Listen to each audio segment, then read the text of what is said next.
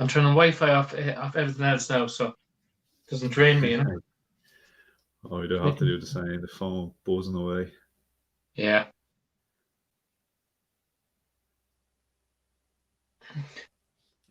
So there you go. It's looking like City in the final. 2-0, yeah. Yeah. I would prefer to have United, to be honest, because they don't score as many goals. I know the last time we beat City 2-0, but they said it was a Mourinho masterclass, but it was 2 shots on target, 2 goals. I think it was just clinical finishing and a bit of luck, to be honest. So look, that's all you need, though, isn't it? Take your chances. It doesn't matter if you have 10 chances a game. Like, it's about putting the ball in the back of the net. Yeah, but I don't think he get that lucky most games, you know. But yeah. Listen, we're in the final. It's a chance for our first cup in 13 years. We are screaming for a cup, and we just really need it. So it's great to be in the final, even against Man City. We've beaten them before. They are beatable, but they are coming on form, you know. It's going to be tough because this competition is kind of known as the Man City Cup. I think they've won it 5 out of the last 7 years. Yeah. The only good thing, though, like Mourinho is a master in finals. He is, you know, he wins so many trophies because it's such good setup at the final. He puts them out to win, and so if it was Pochettino coming to this game, I'd be like, maybe we'll win it. Mourinho, I'm 70% sure we're going to win this game. Yeah, well, you did say to me when Mourinho got that job, he says he's had success everywhere he's been. He knows how to win. He takes silverware everywhere he goes, and look, he's 90 minutes away from doing it again, isn't he? He's won a trophy at every single club he's been at. So there's no way he's going to come to Spurs and walk away without a trophy. He's going to do it. Yeah, the drought might be over. Hopefully. Yeah, it's going to be a tough game, though. Like you were saying, I personally, I would have rathered United in the final if I had to pick. Like, irrespective of where the sides are in the table, not at the moment. Yeah, like definitely City in a final. I know his Solskjaer, as he has a bad run in cups, and about it, you know, like he's not great at that, you know. So it's great to have. I would have rather met Man United than Pep Guardiola's fucking Man City, you know. Yeah, well, look, Solskjaer needs it more. He could definitely do with a cup to his name. Yeah.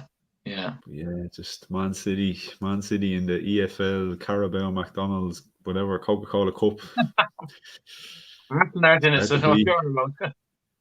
And he likes that cup. He really likes that cup. Yeah. There you go. Just finished. Oh, it's finished, yeah. So it's official. So it's official. Spurs against City. Yeah. There you go. You have a cup final date. Cup final to look forward to. April the 25th. It is. That's the day after my birthday. So. Oh. Yeah. So it could be sore head watching.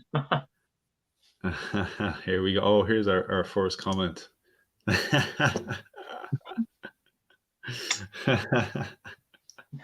Better than Man United anyway. They lost tonight. Yeah, that's it. Yeah. Typical United fans. Oh. Always at the wheel. Yeah. Like, Man United fans are nearly as bad as Arsenal fans. They're just unbearable. I'm glad you said nearly. But they are unbearable. But Arsenal fans are. Yeah. I think that's probably one thing we agree on. Yeah, Arsenal fans are just delusioned. Yeah, well, yeah, look, we live in hope. Yeah. If people come on here now, it'll be gunning for me life. Oh, well, look, there's no one here at the moment, so they missed the comments at the beginning, so it's grand. So Arsenal are picking up, though. What's 3 in a bounce now? 3 in a row, yeah. 9 points. Yeah. Puts a different complexion on the table as to what it was a couple of weeks ago. That was relegation candidates, apparently.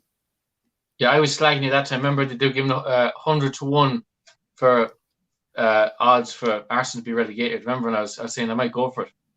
No, but yeah, there was a few people tempted with that. Yeah, I'm guessing though you'd be 6th or 7th. You know. Yeah. Hopefully at least sixth. Just get ourselves a bit of European football, even Europa League. Like I know people give out shite about the Europa League. I personally I like it. You know the reasons why I like it for the thirsty Thursdays, getting to Yeah, watch the football. But as well as that, sure, look at the benefit it's had this season with Arsenal's youth players coming through and giving them a platform somewhere to play. And I'm sure Spurs are the same. You've probably seen a couple of players who probably wouldn't get a run out in the league, get a couple of minutes here and there. yeah, 100%. Yeah. It's definitely a beneficial competition. And like at the end of the day, my view on everything, even like the Carabao Cup, like people give out about the Carabao Cup, but at the same time, I'd rather be in it and winning games and get to a final than not be in it at all. I mean, if you're going to be in a competition, you might as well go for it. Otherwise, Go don't for enter. it. Yeah. So Like, no silverware doubt. at the end of the day. Exactly. Like if Spurs go on and win that, obviously people are going to be going, it's only a Mickey Mouse Cup. It's whatever. But at least you've won it. It's better than not winning it. So that'll be my feeling. So Carabao Cup, Europa League, whatever. Like if you're in it, you might as well go for it. Go for it, like especially if you're starved of trophies like Spurs are. Yeah, exactly. Here's me calling sure. Arsenal fans delusion a while ago. Here's me looking for first trophy in 13 years. But look, you have to start somewhere, don't you? So we were the same. We had a rough patch under Wenger. Took a couple of seasons to get a bit of silverware. So the fear would be now, as an Arsenal fan, okay, you can talk whatever you want about the Carabao Cup, or it's only the Carabao Cup, all that shit. But look, that's a start. That could be the first of potentially many cups. Yeah, have to start somewhere. Yeah, and the FA Cup before that, what was your trophy before that? What was the last one we won before the FA Cup? Yeah. So we got a few FA Cups. Wenger got a few. We haven't won the league. Was it 2006? I think was when we last won the league. Going back that far. And in between, something like 5 FA Cups. So definitely that's our competition. Yeah. Hey, do you remember when? Yeah. Oh, go on. Yeah. No, you go ahead. You go ahead. Hey, do you remember when your ex-defender was it Tony Adams when managing over in Spain, Granada, is it? I remember that. I think he lasted a couple of weeks, didn't he? He was getting bet like 5 or 6-0 every game. Oh, fuck's sake. Did you see the video went viral when he was trying to explain all the hand movements and all this, and the guys are kind of standing there, the hands and the hips, looking at him like, Pochettino had gone to PSG. I mean, the Spurs groups have just lit up on Facebook, Instagram, and they basically you swear now it was a girlfriend, and they were seen with a new fella. The way they're going on, like tough to take. Like 5 years, no trophy. Get the fuck over it. It's just ridiculous. Like Mourinho's here now. We're in a final. Get behind him. They have a fascination with Poch. Okay, attacking football, brilliant. I absolutely love the man getting since the final, but then he made that decision. We all know what it is, playing Harry Kane. But listen, I still like him, but I'm not obsessed about him going to PSG. I'm not going to be following every game they have and all that. Like he's done a good time with us, but I'm behind Mourinho now, getting behind him, and the rest of the fans should. Yeah, look, you'd rather, I guess, if they're going to have feelings like that. He's out of the league. At least he didn't take over a rival. He's gone to France, gone to PSG. So it's like when your best player leaves. Okay, you're not happy about it, but you'd rather see them leave the division altogether and go abroad, go elsewhere. Would you? I think he'd do well. He'd do well at PSG. It's kind of hard not to do well at PSG. I think everyone's going to probably win the league. But the worst thing was before Poch came, like they weren't having a very bad season. The results weren't bad. So yeah, I don't know. I think PSG have got to that stage now as a club because of all the money and that being pumped in. The league isn't the expectation anymore. It's the Champions League, and I think that's what the managers are. They're being judged on the Champions League, because it was the same with Emery. Emery got sacked. Emery took the Arsenal job off the back of being sacked by PSG, having done a treble. He won the 2 domestic cups. He won the League Cup and their version of the FA Cup, and he won the French League, and he got sacked because they didn't win the Champions League, which it's crazy when you think of it, like a guy winning 3 titles that season and then sacked. Like it's kind of like gone down the road of sort of like Real Madrid. You can win the league, you can win the cup. If you're not doing well in the Champions League, if you're not at least, say, getting to the final, you're probably going to be replaced the following season. It's madness, really. Yeah, it's kind of crazy though. Like when they want trophies, like they want the Champions League, and that they're bringing in a manager that hasn't won a trophy. But anyway, yeah, I think with Poch though, I think a lot of it is because he was a former player. He used to play for PSG. Yeah, I think it's 21 years to the day, something like that. He was appointed. Yeah. When he was a player. That's crazy. Actually, funny enough, I actually remember, this is showing my age, I remember him playing for PSG, him and JJ Okocha in midfield. Yeah. But like he's some massive egos. He's some massive egos to deal with there. Mbappe, Neymar, it's not going to be a tough job.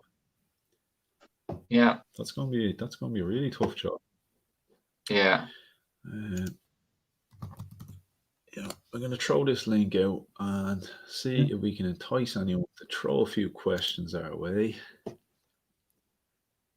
or give us a bit of abuse, one or the other. Probably the abuse, preferably a bit. Oh yeah, sure. The more abuse, the better. Oh yeah. We've only got abuse off Megan so far. So it's a slow start to the abuse. You've done a great job on the Blangooners podcast. That was great on the YouTube video. Yeah, do you know what? I enjoyed that one. That was a good one. Daniel, he's a sound man. Yeah, it was really, really cool, and I like that his channel is hopping. So it's yourself. It's all good. More exposure, and the more you can bounce around, get your voice heard, can only be a good thing. Yeah. And then back on Fan Circle again. Then tomorrow, that's going to be a late one for us. Yeah. That's due to kick off at 1:30 in the morning, our time. Oh wow. Yeah, so I might have to have an old power nap through the day to get me through that one. You'd be on the cans of Monster. You probably can't see inside of my mug here. Hang on, where we wait. Oh yeah. You can see the orangey kind of color. Yeah, there's Monster in there right now. I love the mug. Really cool. The mug's a class. Yeah, we have to zoom in this for the mug. Oh, class. Came out well. What you get 2 of them, is it? No, oh yeah, I got 2, but I just got it printed up on each side. It's really, really cool though. Just again, something else, something different. And what's really handy is when you go on live, you can have the mug. People think you're drinking a coffee or a tea and you're drinking a beer. So. Yeah, that actually happened one of the nights I was on Fan Circle, and we have the private chat in here, and I was drinking away. It was actually the one that was on at 1:30 in the morning.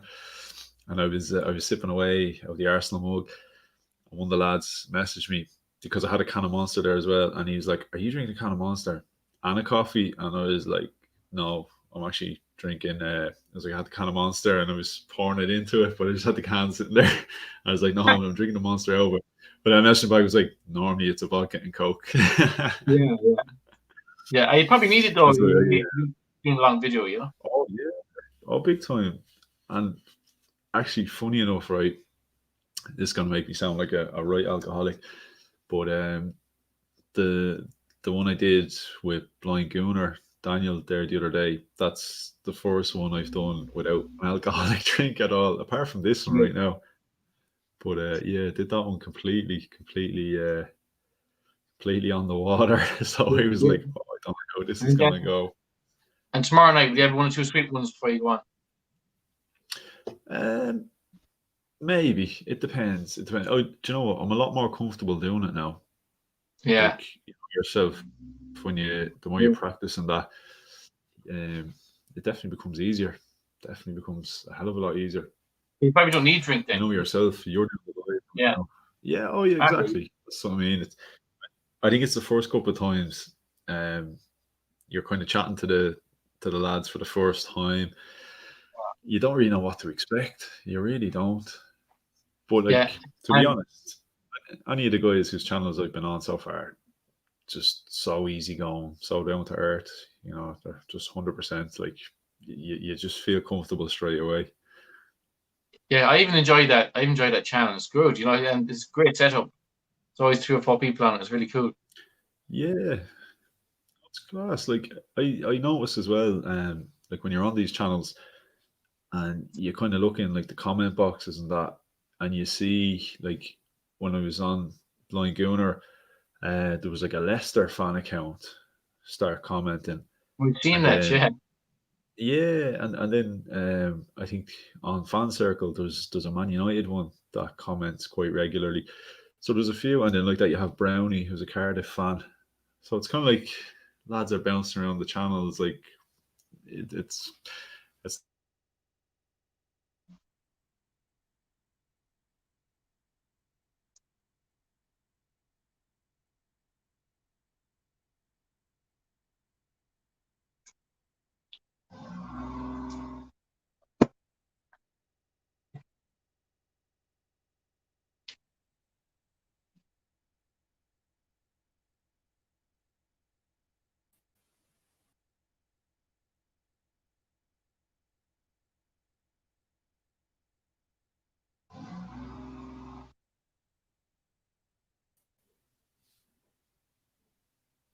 I think the connection went down on us there.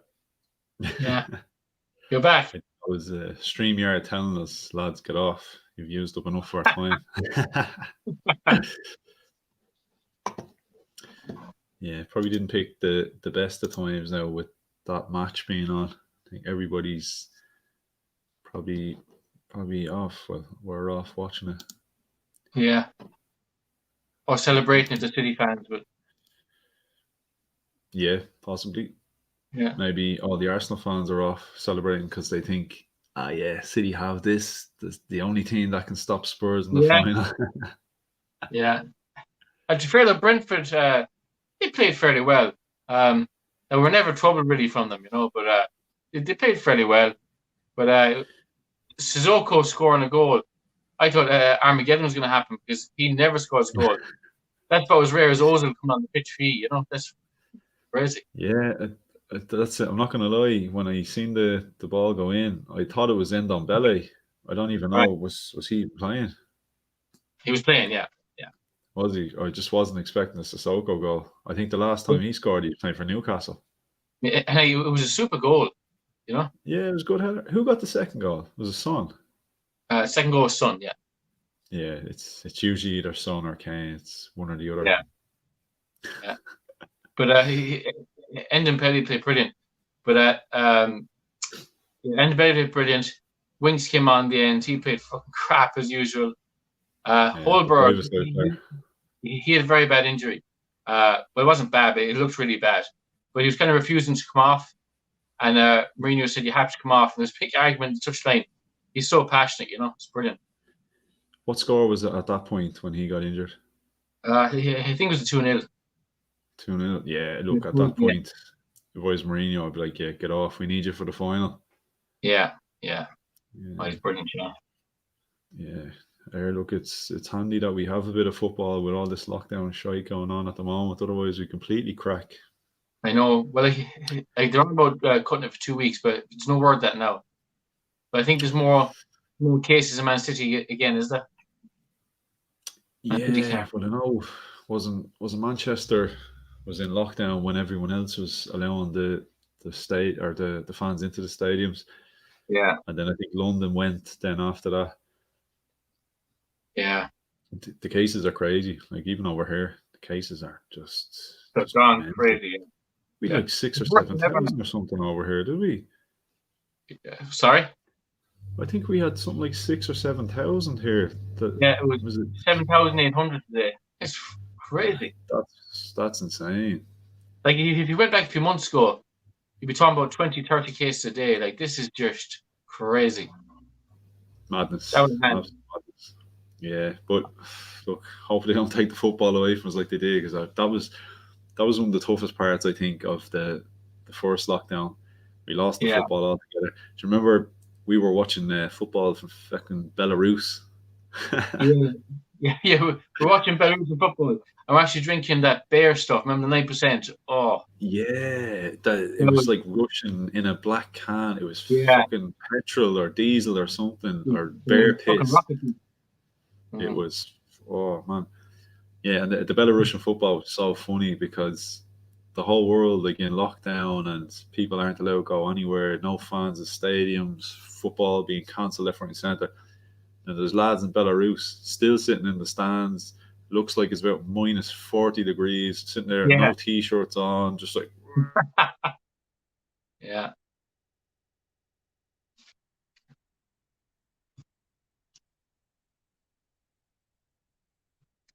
Think his internet's gone there again.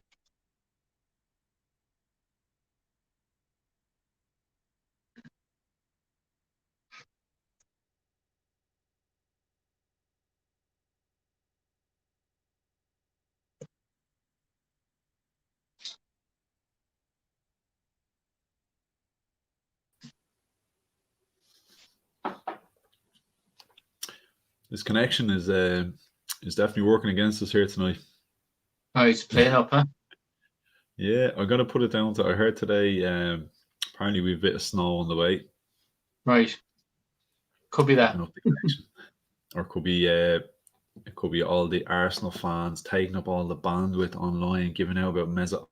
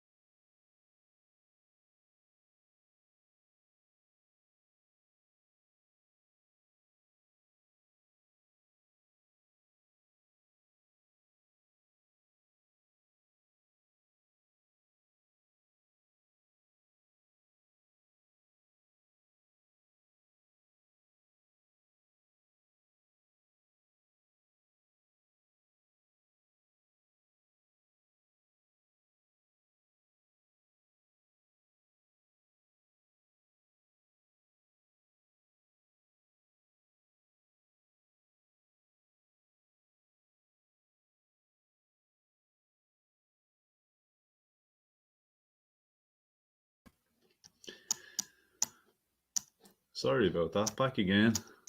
There's something going on here with the internet connection. I think it's the bad weather we're having. We're supposed to have a bit of snow here on the way in Ireland, so it seems to be playing up with the signal here.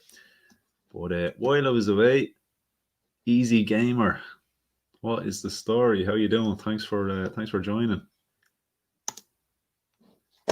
So Mesut Ozil, Fenerbahce, real or fake? I think Pat's just back, so I'll just bring him back in. You're back. Back again. Yeah, we got a question while we were both away. Maybe that's what it takes. Maybe we both need to disappear, and as soon as we go, the people will join and go, right, those two Egypts are gone. So yeah, this one, Easy Gamer, Mesut Ozil, Fenerbahce, real or fake? So Real, I guess real. Yeah, I think yeah. I was hearing DC United initially, but to be honest, I didn't fully believe it. Saying the whole time, I said Ozil's just going to ride out that contract. He's not going to go anywhere. He's got 6 months left. He's always come out and said that he's going to see out his contract. His agent has always come out and said he's going to fulfill his contract, and he's only got the 6 months left. So I couldn't actually see him, leaving at all. But it seems to be gathering a bit of traction the last couple of days, especially. And Fenerbahce, it looks like it. It looks like it could be happening. I seen another thing just before we came on that supposedly he's going for 6 months, and we're going to pay half of his work, and then he'd be available to sign for them on a free transfer because his contract will be up, and he's been given the number 67 short because his 67 was to do with his I think it's the area code where he comes from originally. Okay. And then he get the number 10 short then next season. But yeah, I'd like, as I said to you, I'd like this saga to be over. So, I'm kind of hoping it is the case. I'm sort of just ready for us to move on at this stage. Move on. Yeah, let's do something else. He's 32 now, so realistically, he's about 3 years left. Yeah, easy. And look, he could have a couple of good years left with us, maybe if he got his chance.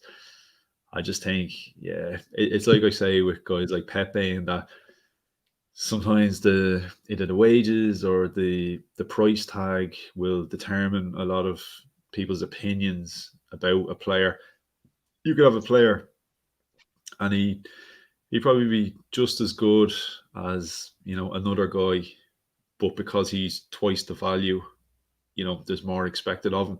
I think in Ozil's case, again, no matter what he does, you're going to hear, well, he's earning 350 grand a week, and that's always going to be an awful. That's always going to be the topic of conversation. Mm-hmm. But look, as a fan of a rival club, where would you stand if it was the other way around and the whole Ozil saga was going on at Spurs? Would you be happy enough to see him walk now? Would you be trying to tie him down? Would you have him in the team? Do you agree or disagree with the fact that Arteta didn't register him to play? I'd be happy enough to see him walk, because I think there's more than people. There's more behind the scenes than people know, and I think these things often spill into the dressing rooms, and there's a negative impact there on the other players.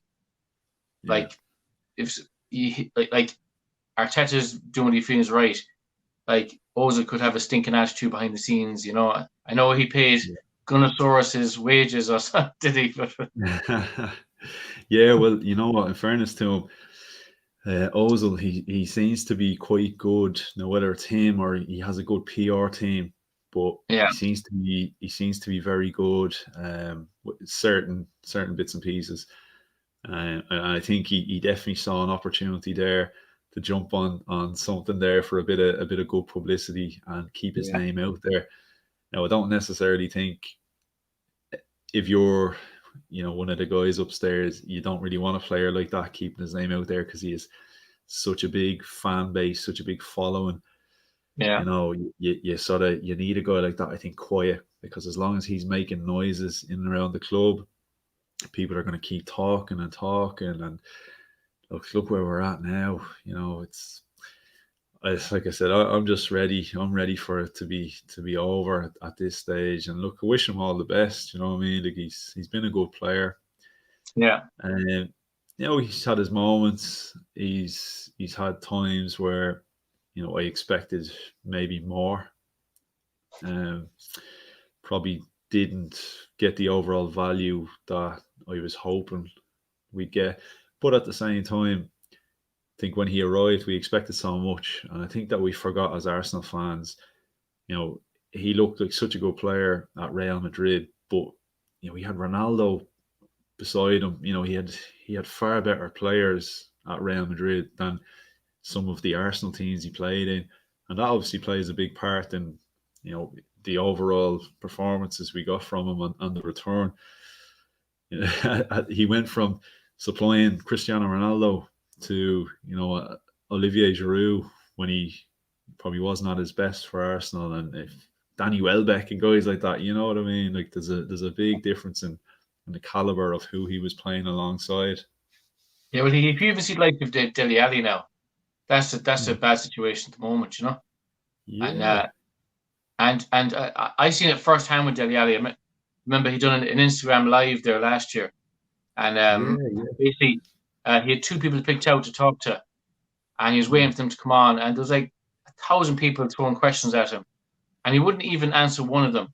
He sat there sulking, waiting for this person to come on, and then he threw his toys out the pram and just went off. He was like, "What a spoiled footballer." Yeah, it was just it made me see him in a new light, Yeah. CR7 Arsenal, real or fake? Oh, that's 100% really fake. Yeah, look, I think that ship has sailed a long time ago. We do you know what? Funny enough, I don't know if you watched. He actually did like an hour sit down interview with Piers Morgan. Bollocks, but yeah, he's doing it, man. Like, he's supposed to love Piers. Yeah, I know. That's what I mean. He's a bollocks though. But yeah, so he did an interview. No, fairness, it was a good interview. And at the end, he presented him with an Arsenal shirt with Ronaldo 7 on the back, and he said it to him. There was talk of him signing for Arsenal when he was young, and he asked how close was it. He said really close, really really close.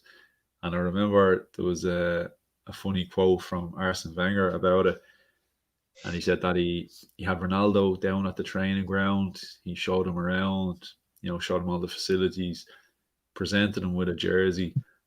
And we all, we know he's still really, really close to his mom. And apparently she had a big say in, his career and the clubs that he went to. And she was happy for him to sign for Arsenal. And Arsene Wenger said in the end, he chose Man United when they came in. I think Carlos Queiroz had a big part to play. He went on to be the Portuguese manager. He was Alex Ferguson's assistant at the time. So he chose United over Arsenal. And Wenger said, unfortunately, I could only seduce his mom and not him. So the deal never went ahead. No, you can make it out what you want. Yeah, I can't imagine Arsene Wenger seducing much, to be honest. No, that's it. I tell you, he's missed out on some players over the years. He has, yeah. I know every club can probably say that, but you look at some of the players that, if the stories are to be believed, some of the guys that we almost had, like the Ibrahimovic one. I think Ibrahimovic was just 15, and he was basically offered a trial, and out straight he said to Wenger, like, Zlatan doesn't do auditions. He said he was ready to sign. He said if he was offered the contract, he was going to sign there and then. But he said, no, we want to see it in a trial game first. He's like, Zlatan doesn't do auditions. And this just goes to show the balls of a guy at 15 to turn down a club like that. And like, this is back when, you know, Arsenal were a serious side, you know what I mean? He would have been coming into a team with some really good players. But we've seen what Ibrahimovic has gone on to do and the type of character he is. Incredible, yeah. Yeah, but Ronaldo, Arsenal, real or fake? Yeah. Really Do you know what? fake, Even it's obviously it's completely fake, but even at this stage, sure, was he 35? Yeah. I don't know. Would you if he was offered to Spurs at 35? Yeah, you would. Well, yeah, I would, because he hasn't really got a big injury list, you know, past few years. Yeah. You know, he's fairly fit. But like Bale, I don't know we brought him in. That's become an absolute disaster. Yeah. You know, but I know Ronaldo. I think he's good for another 2 or 3 years. I say he could do it. Yeah, well, that's the thing. Ronaldo, he's just one of those freak athletes, isn't he? He's even at 35, he's probably still in better shape than some 25-year-olds. Do you remember Buffon? I know he was a goalkeeper, but still, you know, he was mad. He was at Juve so many years, and then left and went to PSG for a season, and then came back to Juve again. Yeah. Serious keeper though. I think has Buffon even retired yet, or is he still going, or did he retire the season, or is he retiring at the end of the season? I thought he retired. I think he's still going. Do you know what? I have to check that, because I think he might still be going. Is he?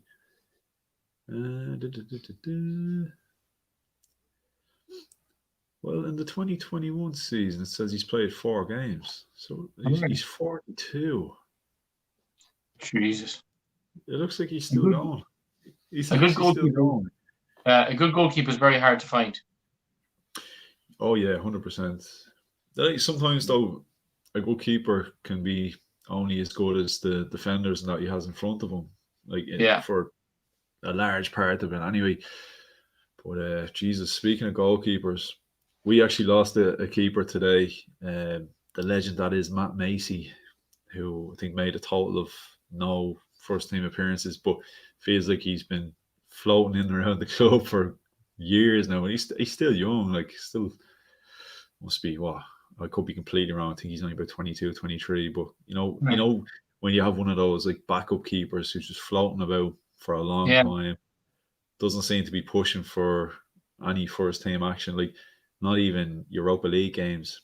And then we have this new lad, Runarsson, is after coming in and already leapfrogged him. So he's off to Hibs now. So that leaves us literally with Leno and then Runarsson. And Runarsson does not look convincing. Does not look convincing at all. Did you see him? He played in the Carabao Cup against Man City. We got knocked out against City. And Runarsson in goal. And the free kick, I don't know if you saw that, the Mahrez free kick, directly at him, and caught it and just spilled it into his own net. Wow, yeah. So, and I mean, we went the mistakes are so costly, you know? Well, look, it was that bad. It's one of those mistakes that, a goalkeeper might never get over. Yeah. Might never get over. And as well, okay, fair enough if you could say, he was a young keeper. I think Runarsson's about 25. He's not exactly young, you know. It's not like he's only just starting out. But we should have known we were getting there. He was a backup keeper for Dijon over in France, Icelandic international, but don't think he was first choice or anything like that. I'll be honest, I didn't know a whole lot about him when he was signed. I don't think Arteta knew anything about him when he was signed. Otherwise, he probably would have signed him. Supposedly, he was just a recommendation from our goalkeeping coach. Spurs have great goalkeeping options. Hugo Lloris, but then you had Joe Hart. I'm not sure. And then you have Gazaniga, who's an absolute super keeper. Yeah, Gazaniga, he's been there a good while. He's had a couple of opportunities, but never been able to hold down the spot. It's strange because when Lloris was out injured with his shoulder that time, Paulo Gazaniga came in and he was absolutely brilliant. So I don't know. I remember him at Southampton. Yeah, he was quite good at Southampton. Yeah, he's brilliant. Argentine, isn't he? Did he get What's that? cap for Argentina? Cap for Argentina, I think, is he? Argentina, yeah. Yeah. Speaking of Argentine goalkeepers, and back to what I was saying about us not having great options. Look at us last season when we had Bernd Leno and Emi Martinez. Emi Martinez called up to the Argentine squad. He got his first couple of caps. If you look at his stats this season for Aston Villa, he's been crazy, like unreal. He's another one. So much debate with the Arsenal fans talking about, did we sell the wrong goalkeeper? Well, I think 100% you did, yeah. A lot of people say that. A lot of people agree. Yeah, you agree? It's a hard one, right? Because I think up to that point, Leno was arguably with Aubameyang, obviously, because Aubameyang was banging goals for fun last season. So outside of Aubameyang, I think Leno was definitely our best player because he was kept busy. I think statistically at one stage he had the most shots stopped in the league, which was mad. Look, we finished 8th, so it's not like we were, challenging for the title or anything like that. But he was kept busy, and up to that injury against Brighton, he was unreal. So Martinez only got the shot because of the injury. But like that, Martinez, I think 12 games, and he was class. Like to the point where you were saying, like that Gazaniga comes in, covers for Lloris. As soon as Lloris is fit, you know who the number one is. Yeah. When it came to Leno and Martinez, you were going, I don't think you can give this spot back to Leno. And like I said, Leno was class up to the injury, but you were actually saying like I don't think you can take this away from Martinez. And you saw that he played in the final. He started the season for us as well. Didn't he play against Liverpool in the Community Shield and that? I'm trying to think. Did he play the first game of the season against Fulham? I think he might have. Or was he left out? And I think did the spot go back to Leno? I think Leno might have played. I think that was the point where he said, "Look, I've proved now I can be a number one, so I'm off. If I'm not given that spot, I'm off." But it's a tough call. Like, what do you do when you've two really good goalkeepers? You can only play one. It's not like having two really good strikers and only playing one man up front. At least at some point the other guy's going to get a shot. A guy like that, like Argentine international now, played an FA Cup final, won it. He's not going to go back to sitting on a bench and waiting for Europa League or Carabao Cup games. So it's a tough call, especially Villa were offering you 20 million for a guy who, 12 games previous to that, you probably would have struggled to get 2 or 3 million for. So, it made sense, but it is tough. It's tough when you look at the stats and you see how well he's doing. At the time, it looked like a sensible thing to do. We needed the cash for the Thomas Partey deal, but yeah, I'm not going to lie. When you look now, you're going, "Oh, did we make the right call?" Yeah, keepers are very hit and miss though. It's like De Gea at Man United. He was world class. Now he's just fumbling. It's yeah, exactly. Think like that when a keeper has a couple of bad experiences as well. It's hard for them to recover from that. Yeah, that's why I think that Runerson lad, after that one against City, if he'd done that in the Europa League against, say, Dundalk or someone like that, for example, in a game, it didn't really matter. Say you're 4-0 up and you concede an absolute howler like that, okay, that's a bit easier to get over because no one's really going to remember that. They're going to go, "Jesus, you see what your man did last night?" But it didn't matter because, sure, we were 4-0 up anyway, and it gets forgotten about. It's a bit of a dead rubber game, not really significant. A game like that, though, a cup quarter final game against Man City, to go and do that, yeah, I don't know how you recover from that one. It's hard, isn't it? Because it mentally is on your mind, and you probably wouldn't. Exactly. It got to the point where I absolutely hate this as well. he had to delete his Twitter account. I Wow. think I heard about Twitter account. I don't know where he deleted all social media, but he was getting so much abuse from Arsenal fans. Yeah. You know, and I don't We like hate when that. it comes to that. No, Yeah, I hate that. like whatever about, you know, if you have an issue with how a guy performs or whatever, it's fair enough. We all vent. You might get on Twitter and go, Jesus, like this lad is awful, whatever. Not gonna send him a direct message to tell him how bad he is, though, do you know what I mean? Like some of the stuff, like Jesus, even Granit Xhaka. Like I hear all sorts about Granit Xhaka, and like I said, I've said stuff about Granit Xhaka, but I'm not going to go on my way to send the guy a load of abusive messages and talk about his family and stuff. Like, come on, do you know what I mean? Yeah. You know, like his fans very fickle like that. You know, very quick to turn on people, which is wrong. Exactly. So, did you? Is that why Dele Alli didn't say anything on his live stream because you gave him a lot of grief? That's why he said nothing.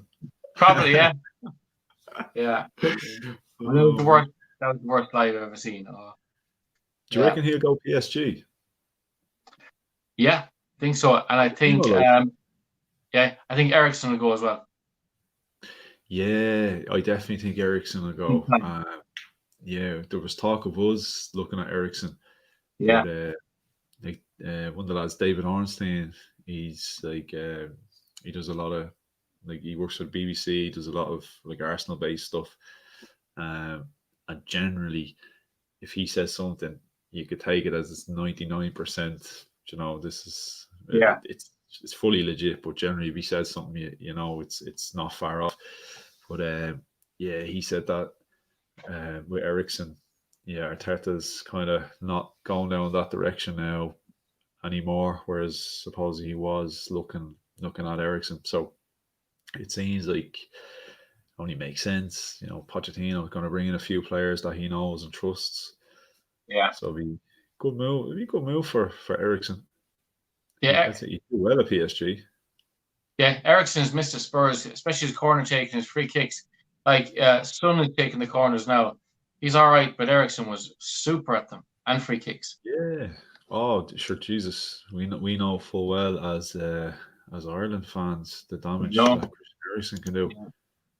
Yeah. I think he's punished us a fair few times. He's punished Ireland so much over the years. Yeah, big time. No, look, I would have. He would have been a player if it had come to it and Arsenal did actually pursue.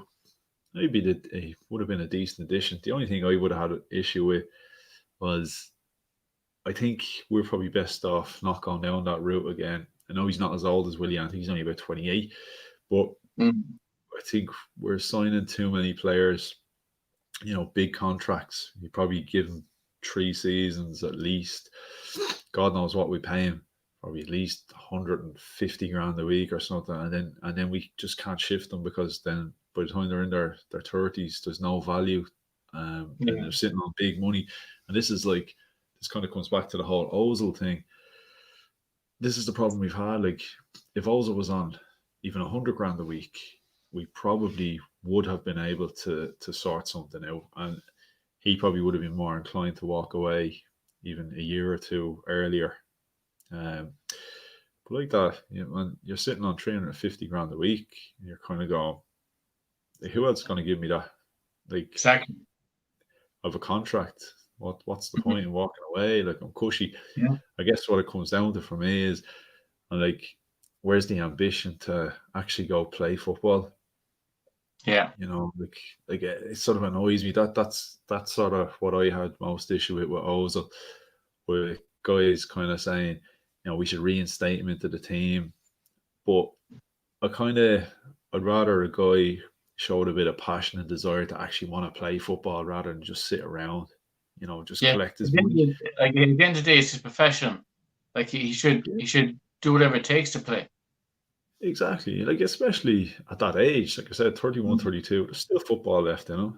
He could still play at a high level. I think the only thing that would put maybe bigger clubs off signing would be, you know, he's on 350 grand a week, and say if a big side comes in for him, even PSG, for example, he's gonna want that money again, and they're going, do you know what? It's too much. Like, but yeah, like I said, that's what I liked about Kolasinac. Kolasinac left us. He's gone on loan to Schalke for 6 months, which look is a good thing because he knew he's not going to feature much, and he said, "Okay, look, I'll take a pay cut, go back to where I came from, Schalke, because I want to play football." And Schalke are in a relegation battle. You know, he just wants to play. He just wants to play football. So, like, you have to admire that as well. And a good attitude goes a long way. Yeah, well, they'd be the kind of guys I'd want in my team, or they'd be the kind of guys I'd want to be. You know, I'd want to be putting in the side, not the guys that are just too happy just to sit around, collect the wage, and say, "It's cool. I got 2 seasons left, 3 seasons left. Yeah, sure, I'm going nowhere. It's cool. I'm making a fortune here." Yeah, 100%. Yeah, that's it. So, look, maybe we wrap it up. Sound. If there's any more questions coming in? You know what? Actually, we must do. You haven't got a name at the moment. We must set you up. We must set you up with a nice name for when you come on here. We'll have to put you undercover. We'll have to put you in as the undercover Gunner or something. Yeah. Yeah. But would you? I know you haven't started up on Twitter yet, haven't you? No. No. Will you show me the ropes on that? Will you? Yeah, I will definitely. We get you set up on Twitter, and then is it good? Yeah. Yeah. Oh, it's cool. It's really cool. Like, and then what I can do is I can throw your name down the bottom, and then all the Arsenal fans come and watch this, and then they give you lots of abuse then on Twitter, and your DMs are going to be packed. It's abusive messages from Arsenal fans. Yeah, well, I guess the beers will just be throwing the abuse back. Be grand. Aye, look, it makes for a good watch anyway, doesn't it? Yeah. Yeah. Yeah, cool. Sure, look, we'll wrap it up anyway. Yeah. Yeah. Cheers, huh? Yeah, and, nice to come on again. Thanks for having me on again. Yeah, no problem, man. Cool. Take it easy. See you later. Ciao.